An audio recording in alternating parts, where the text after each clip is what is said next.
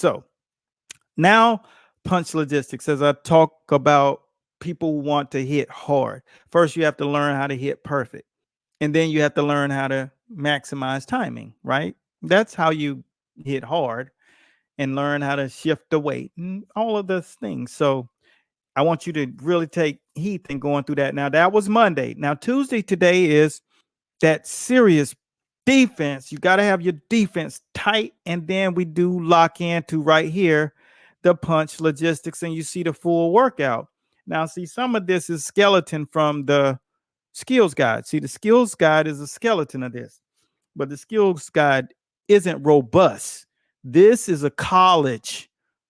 This is the campus of Google, the school. It's nothing like this, because what makes it really unique and proprietary is that we got it from 4 of the 5 greatest minds in boxing, and they're trying to figure it out. So Wednesday, here's the counterpunch development. This is what you are focusing on. You're developing on what we call the basic fundamental counterpunch skill is being able to counter 1 to 3 punches. Okay. Anything after that is advanced. And so you're developing over the course of time, because everything actually has an actual line item tied to it. And when I say line item, it's like when you say levels, what does that mean? Nobody can really tell you. They can, this is what you'll hear when the fights get tougher. No, it's when people have checked the boxes of a particular number of skills and developmental processes. It's just like college. It's just like school. They've graduated from one tier to the next. There'll be a place and time where you're fighting against people, just like over the weekend. You're fighting against people and you have the same amount of skills, but you don't have the experience to deliver that in the ring. You've been practicing how to duck and counter and get out of the way of the straight right hand, but you haven't done it enough times in the ring. That is a level that that person has gotten. They got enough reps, they got enough experience, and they know how to hit you when you don't want to be hit. Even though you thought before you got into the ring that you had that down, but you didn't, because this thing is built on levels.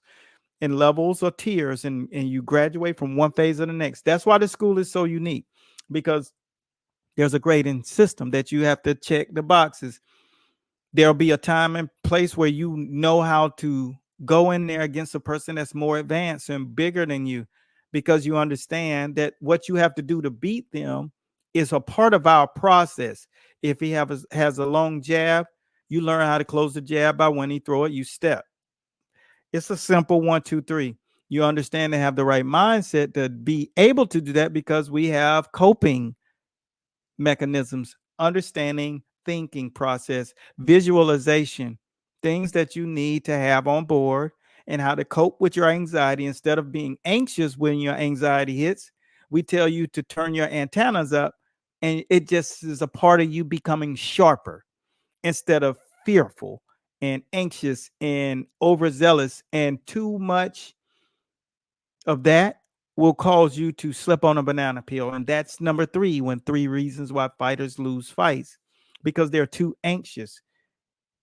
They slip on a banana peel. That's how they deal with anxiety.